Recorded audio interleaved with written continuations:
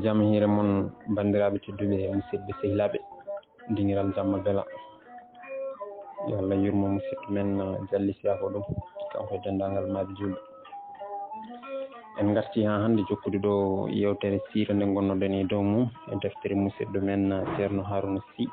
nde wini e gurdam nulaɗal Mouhammad sallllahu alayhi wa sallam. Tawi joni jokkoten ɗo koye fergo julɓe fewde Afrique.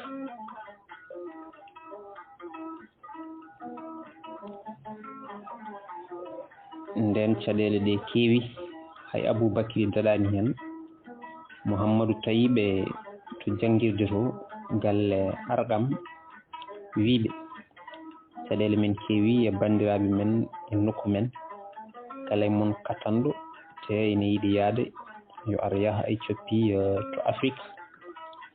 lamɗo ndin leydi ko nonduɗo joom jaam mo hay goto toñatake e nder leydi mum saabu tan famɗude ɗum doole. So on jeehi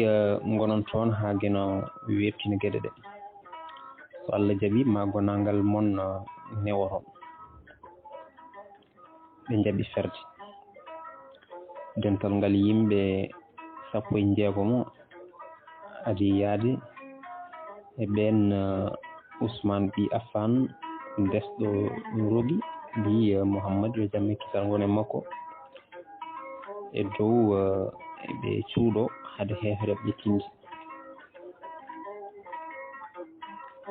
nde ɓe ngari ha tufde Jidda ɓe jooɓi feccere dinar ɓe tacci maayo ngo ɓe naati Afrique men gayi eɓe ngari donde boneji bandiraɓe ɓe jaɓɓa ɓe teddina haɓe gonoyi caɓanɗe 83 tawi ko worɓe e 160 debbo arɓe e cuuɗor ɓurɗo mawnude nden kabaruji ɗi ngari e hefreɓe ɓe cuuɓi yimɓe ɓe neli ɗumen e lamɗo Éthiopie o hono Asamato yo nultirɓe koreji mabɓe turtuɓe ɓe ɓe mbaddi hen ngaluji gam yende jagge laamu ɗe beele maɓe keptu ferɓe ɓe ardi on sete ko Oumar ɓi El As omo wondi Abdoulaye ɓi Rabia e Oumar ɓi El Walid nde ɓe jiidi e ceerno hono lamɗo ɓe mbi ɓeɗo ko yimɓe musiba koɓe adduɓe pusgu to leydi amen to te sa waɗani feere nomin notiri ɓe maɓe gaddu filñitare e nder leydi maɗa ndi te ɓe mbi Issa wona ɓi Allah minenne komin ndewata foof ɓe bonniri ɓe puyni ha fuyi so tawi a yedditima komin kaali ko namdoɓe ƴeewa lamɗo hono ceerno e diine annabi Issa o namdi julɓe ɓe holi diine mumen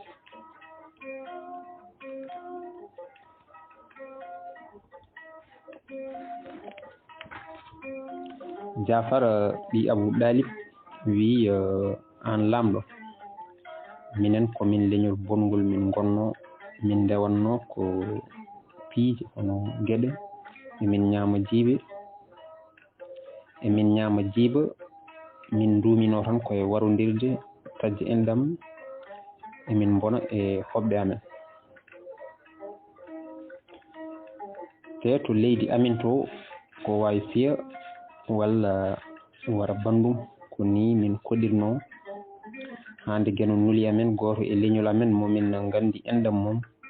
gongirantagal mum e tabitgol mum e yurmede mum o noddi min e jabde gotim paagu gueno rewde on tam salade sanamuji ɗittaniraɓe pewni ina ndewaɗi o yamiri min haalde gonga tabidde e komin kuni tinnude cehilagal e teddugal e rumtade huɓɓinde wonkiji o haɗi min fenande nguyka bonnude boombi cuuriiɗi e heɓtude jawdi waayaɓe. O yamiri min rewde geno gooto o tan omo totti min sarɗiiji njuulu e sadaka. Min jaɓimo min koolimo koye makko min ndewi ko haɗande kala ko haɗi ko yamiri kala koye kala ko haɗi min goppa e kadi kala ko yamiri min golla. Nden yimɓe leydi amen gummi e leftude min diddi min tawi mbaɗi yoga amen koyni won hen beele yaltinde min e diina amen o e jamnude min dewgol kulle ɗe e piiji ɗe e artirde min e gollude golle bonɗe ɗe. Nde ɓe mbatti merade ɓurɓe moƴƴude e dental amen, nulaɗo o welliti min e arde ɗuhade ga e leydi mon ga beele min kisa e golle mabɓe ɗe. O wi ka lamɗo nonɗuɗo mo jaɓata toñangue e nder leydi mon. Emin jaɓini hay caɗele goote keɓata min gayi saabu moƴƴere ma an lamɗo. Jafar tawi hunde e simore Mariam ono yummum Annabi Isa e dabba o arti koye ngatiwere mbomri ndi hono Mariam ha jiwingol mum e nde nulaɗo Allah Isa jibina ɗon e ɗon haali ɗon e ɗon wi ko nulaɗo Allah goto lamɗo Allah rokkimo deftere waɗi e makko barke gurdam e mayde. Nde o jangi ɗum tan lamɗo telli e gangu newal mum ngal o fayi e julɓe ɓe haw ɓadi haw ɗeɓi memde Jafar ɓi Abou Ɗalib o didiri sawru ndu joguino ndu didel cewgel hakkude mabɓe. O wimo ko janguɗa ɗo ko eko Isa addi ko ɗum fudde wotere ko serdi en ɓurani ngel didel. Afrique naajo o riwti sate ɓuraysi en ɓe kooti soyɓe hoyɓe. Ceerno wi julɓe ɓe ndi leydi ko leydi mon, gonire hen no jiɗirɗon hani jiɗɗon fof. Caggal ɗum wiya to Abyssinie to Éthiopie lamɗo hono ceerno naati e diini hoɓɓe ɓe. Dillere nde mawni hoɓe leydi ɓe e sernaɓe ɓe noddi lamɗo e batu pamodiral. Sernaɓe ɓe mbi lamɗo min mbi ko Isa ko ɓi Allah, an ko mbiɗa. Lamɗo ummi dari omo waɗi kayitaji ɓurana e jayba ɗin ina winda e mumen Allah jibinani jibinaka. O fawi jungo makko ñamo ngo e jayba nano ngo ɗo kayitaji ɗi goni ɗo. O wiɓe Isa ko ɗum tigui. ɓe cikki o wi ko Isa ko ɗum tigui firti ko Isa ko ɓi Allah. Tawi noon o wi Isa ko ɗum tigui koko woni e jayba makko ko o fandiri hen wonde Isa wona ɓi Allah, Allah jibinani jibinaka. Kono tawde ɓe ganda ko woni e jayba koya jaɓata tan koko ɓe cikki ko wonde ko ɓi Allah tigui. ɗum waɗi koye hitande 1915 caggal jibinere Annabi Isa.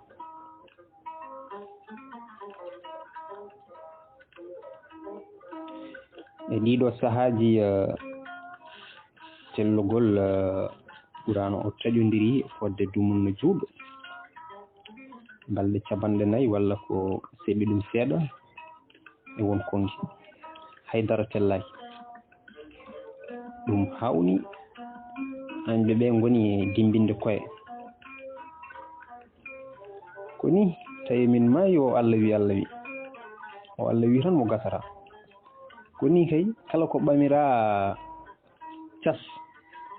joƴƴinirte ko nden woda arɓe e nulaɗo o mbiya ina mbajomo tawi koye hefereɓe e yeeso kadi e jaltide tawi ɓe ngari ko waddemo sabotage eɓe mbiyama wonde yo muñ tan o sikanno ko Allah nulimo ala mo juumata ara ko jumnoɗo ɗum juuti no feewi o huuli no ɗum gasirta o yalta o naata e ladde omo hampiya omo nanga hoore makko o ɓittande o fiiro ɗum boni no ngari ha wonɓe Afrique ɓe nantina ɗum waɗi hen artuɓe waɗi hen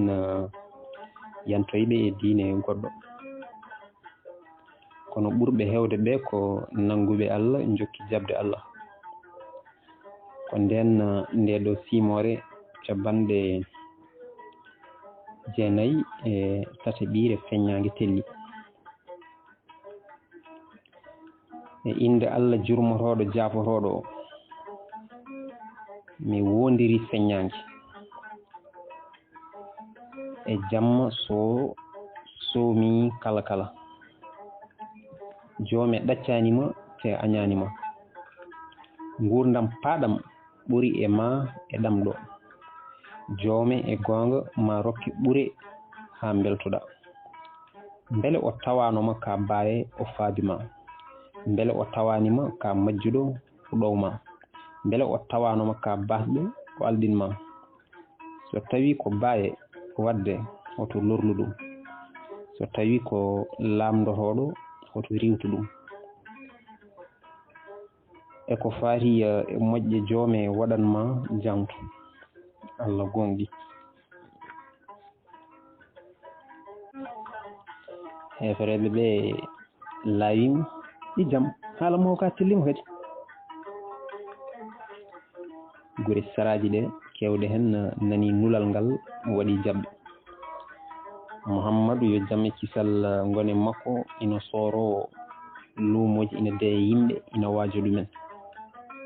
te cimoje ɓurɗe fulɓe naati ina tello diine taniraɓe ina puyne ina koyne rewoɓe ɗen diine ɓe ina tintine ko jeygol woni janji mumen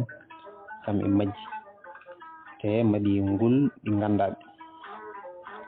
alluɓe ɓe ɓiɓɓe moƴƴuɓe ɓe janguɓe ɓe ɓesɓe ɓe kamɓe kala hefereɓe ɓe hay hunde e jawdi mabɓe kinɗe mabɓe jangde mabɓe e ɓiɓɓe mabɓe mbawa nafdeɓe hay fus ñande ñalngu jobdiji ngu mo ardinano golle moƴƴe foof wedde jeygue ɓoltoɓe nguru hoore ɗo yimɓe ngala e jurum so wona beele taynaɗo ha laati ndeelam ko bone famɗi foof ma bannoɗo ɗum holle ko jaam heewi ko foof ne ma jomum yoɓe ha timma kala ko suuɗano ma suuɗ kala ko majjuno ma feññine penale ɗe kala ma ñawta woni ko nafata ko rewde gueno galo ganɗo goto o tan hefereɓe ɓe kaaɓi ka haala te o hooɓi galle mawɗo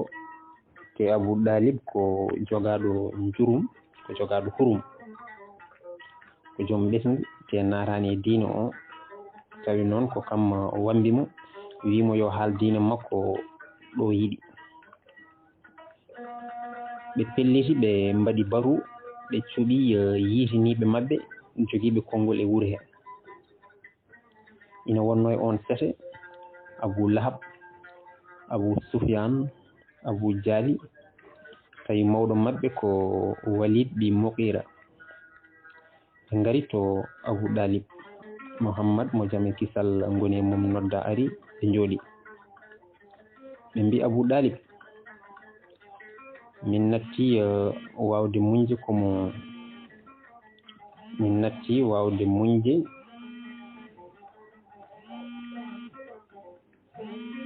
ɓe mbi min natti wawde muñde ko Mouhammadou wiyata ko.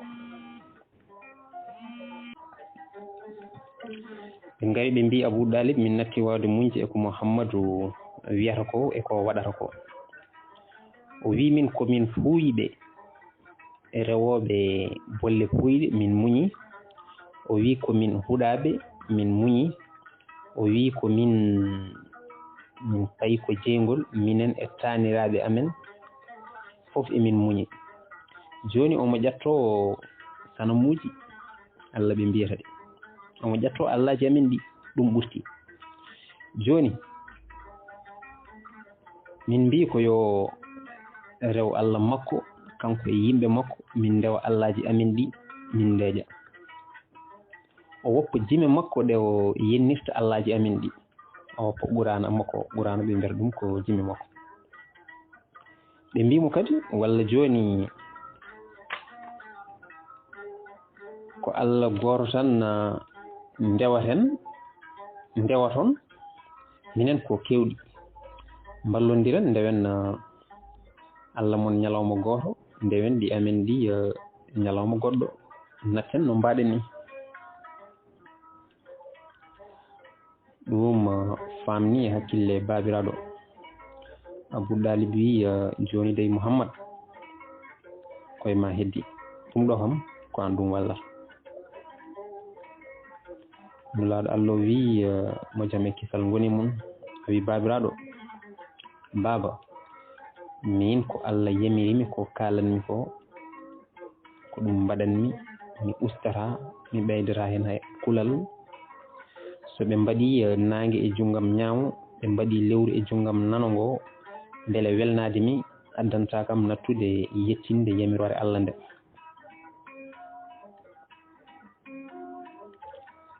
ɓernde nde metti e ko mawɗo ronki famdemo ko ha ina rokka ɓe gonga. o yalti bato ngu omo suni. babiraɗo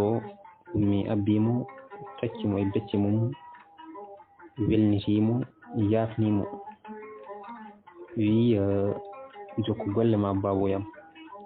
jokkirno welduma, min yamirma. sete kadi hooti haydara gasani. waɗi saaha goto debbo goto fali Hamza wi ɗum hande dey Abou Jahli hay hunde heddanani Mouhammad, ko on tan sali yoftade. Hamza ko bañowo goto ɓe mbiyannoma ko taktahiri jeerende, ko joom sembe te ko cuusɗo no feewi. hayo yettoyaki galle makko tan o tindi kaaba, omo waɗɗi ndimagu, omo fitulini, o yetti, o telli, o wakkiti lañal makko, o seeki yimɓe, o tawi Abou Jahli ina dari, o sammi ɗum lañal e hoore. hande heeli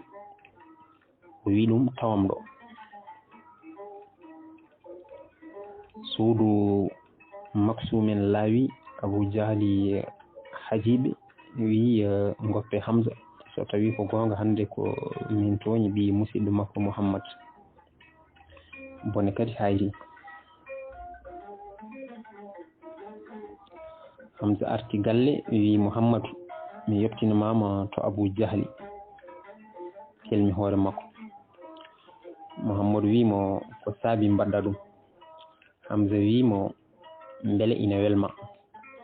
Mouhammadou wimi ko welatami ɗum, sa yiɗi mi welto a dandal hoore ma e tikkere Allah tuuba. Hamza wimo an min kay komi tuubɗo, mi naati e diina Allah goto. Mouhammad mo jaam e kisal goni mum wimo eyi ko ɗum welatami.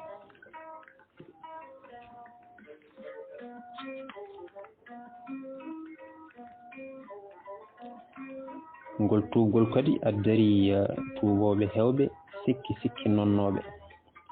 ko ustare mawde wonande añɓe Allah ɓe. ɓe mbaɗi sete goɗɗo to Abou Dalib, ɓe gaddori Oumar ɓi Al-Walid ngam wostodirede, ɓe gostidira e mum e Mouhammad. mbi Abu Dalib o ko sagata ngadduɗo cembulinɗo jiɗaɗo ndaamu yo wontu ɓiye e geɗe kala tottita min Muhammad. Abu Dalib wiɓe ko onon puuyi feere yomo tottu on ɓiyam mbaron ɗum min mi wurna ɓiyon ɗum ene gasa. ɓen kadi coyi ñande wotere Muhammadu ari julde ɗo Kaaba ɗo tan Utba ɗi Rabiya wi hefereɓe ɓe dokke kam mi yewtude e Muhammad ina gasa o jaɓanami. ɓe jaɓi. Utba ɓadimo wimo sehilam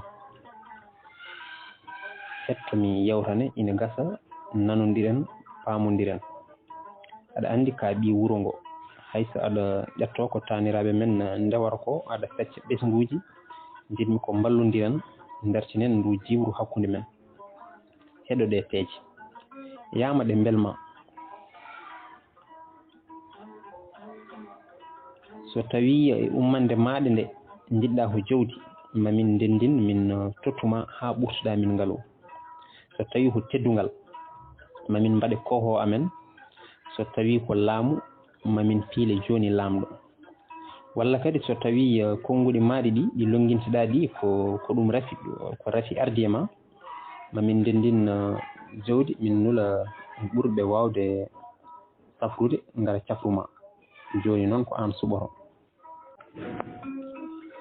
Muhammadu mo jammi kisal ngoni e mum ina heeɓi haw jofni wimo joni an ne heɗomi. nulaɗo o naati e gurana wiyama ko simore capanɗe 4 e goɓire fussi tat ayeje pacciraɗe ko janki simore nde ko nde e inde Allah jurmotoɗo jafotoɗo o ha mim ko wahyu telluɗo ummoriɗo e joom windere huftidinde e heerinde o ko deftere nde ayeji mum paccira ko taro arab o wonande yimɓe anduɓe kabrowo kabaru moƴƴo te ko dentinowo kono ɓurɓe hewde e maɓɓe ko ɗurniɓe wondi ko ɓe nanata te ɓe mbi ɓernde amen ko huraɓe faade e komin noddataɓe ko noppi amen ko paadɗi hakkude men ina waɗi wertallo rew lawol ma min ndewagol amen wiɓe komi neɗɗo han no monni mi huncananoma noon wonde deweteɗo mon ko goto bajjo jiiloɗe lawol portingol fewde e makko ñagoɗon mo yafuya te musiba woodi ni rendinoɓe hono hefereɓe ɓe totta asakal te ɓe gonɗinano lakara Allah gonɗi. nden o jangi ɗum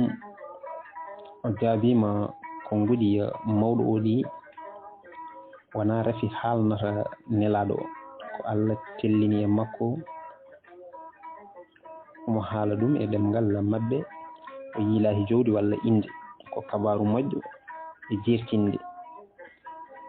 mo rewi naata e yurmede heerinde to lakara mo sali yalta e mayre sume. o ƴeewi mawɗo o tawi on majji ko ɓooyi e nder miijoji ka haala cenika taw meeɗani ƴejje. o wi mawɗo o anne suɓo sa jaɓat daɗa walla a lundoto cuma. ɗon tan o ummi o fayi juuluji makko. nde Utba suppihi e nder lugge miijoji mum yiyanimo wambi juuɗe mum arti ina yoomi. ɓe mbimo ko gartirɗa. o wiɓe ɓuuray siiɓe nane ko kalanmi ko goppe o gorko goppemo o timmina nulal makko e windere nde ko ngoni makko ɗi ina coomi annabagal kala bone kala bone bawɗo hebde mo ummarade e mon koye mon kadi bone ɗe gartata kono sen ɓamtimo ndenden e makko ɓamtare saabu koye men o jeeya ɗum ƴellite en ɓe mbimo anno o welima a ñaggama Utba ummi ina yaha wiɓe min dey ko ngo miijo joguinomi mbiɗa ko mbiɗa haalana on no weeli on fof mbaɗire min dey ko laaɓimi tan mi nani ko wona yimiyankagal wona ñenki oɗo Utba yumnaari e diino o gila kesam hesamagu ina wiye Hudayfa hefreɓe ɓe lohi ɓe tampi kala nde hajju yonti walla luuma nulaaɗo mo jamme kisal ngoni e mum soroto tuddule ina deeya yimɓe arɓe ɓe añɓe ɓene fecci e goomuji ina ndeena kala ɗo ɓe jiimo omo waɗi batuyel ɓe ngara ɓe mbiya ɓen doge goppe o yiɗi ko yaltin ɗon diina taaniraɓe mon en jaɓani sarondire hoy ɓen ñorto mbiya so woni hunde ko bandi ko en gadoro tinde e dañde hen tawde noon bandi ko en calima ɗaccan kono kanko nulaɗo Allah o mo jamme kisal ngoni e mum o anda tampude o wona kaaɓowo foftere ala walla boom woytade añɓe kaaɓi o so haɓaka wuro ngo fusat leydi bona allaji ɗi kure ɗum ko musiba ɓe loowi goto e sagataɓe wuro ngo ɓurɗo suusde mbaɗo no kangaɗo ni saabu bonde mo yarata caggal hay saaha goto hulata jastinta on ko Oumar ɗi Kaddaɓe ɗum noon bandiraɓe tedduɓe musidɓe sehilaɓe ko ɗo karten hañen wonde so Allah jaaɓi garten e tuubgol Seydina Oumar noon Allah jarama on jarama